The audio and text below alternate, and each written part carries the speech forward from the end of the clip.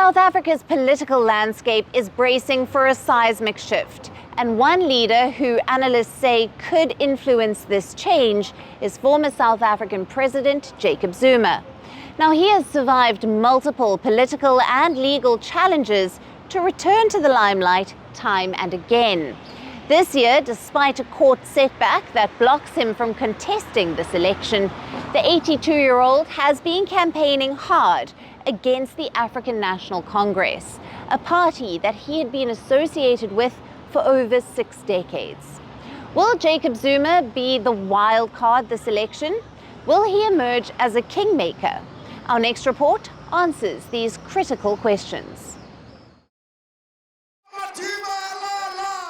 He's a former anti-apartheid activist. He was jailed for a decade with Nelson Mandela for attempting to overthrow the apartheid government. And for years, he had been a pillar of strength for the African National Congress, the party that has governed South Africa since 1994.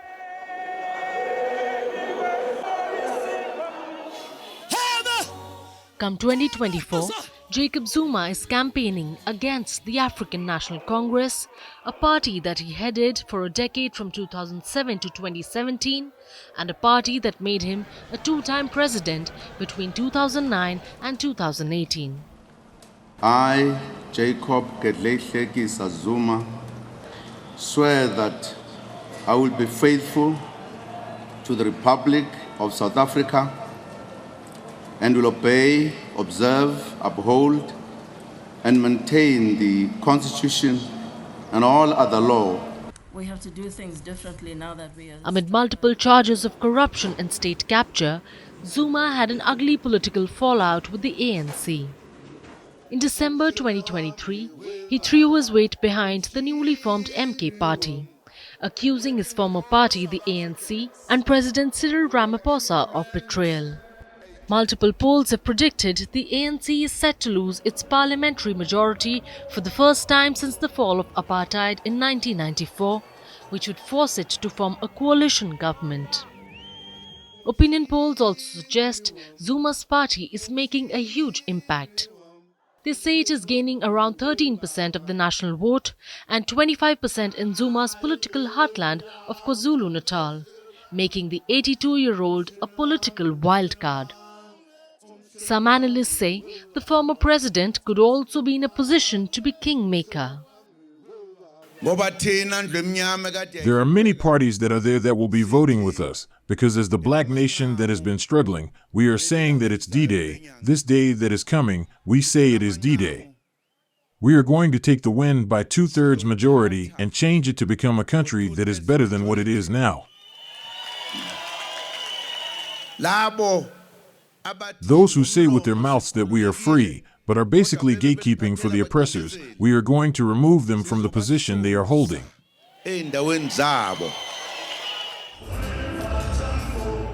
the ANC does not get a majority as predicted, it may have to form a coalition with the Radical Economic Freedom Fighters, the EFF, and the MK party, which could lead Zuma to once again take on an influential role in the government.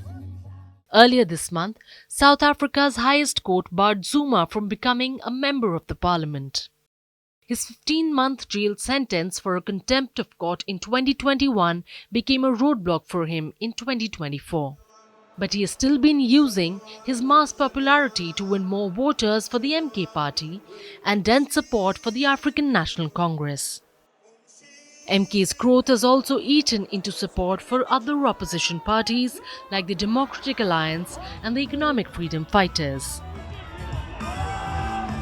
If Zuma cannot contest to be a member of the parliament, he cannot be president.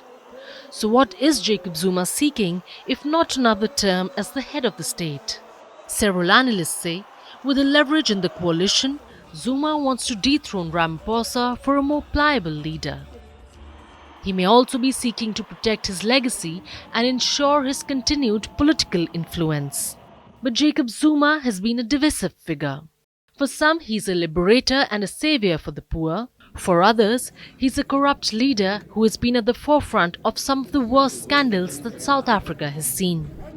Despite this, Zuma has returned to the political spotlight time and again. And now, as the political landscape in South Africa undergoes significant shifts, what Zuma is aiming for is a fierce comeback.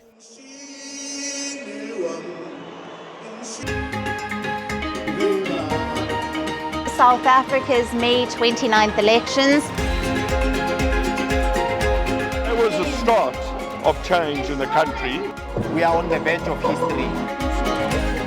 I am standing here at the forefront of change where voices echo the call for action. The nation grapples with an unemployment crisis.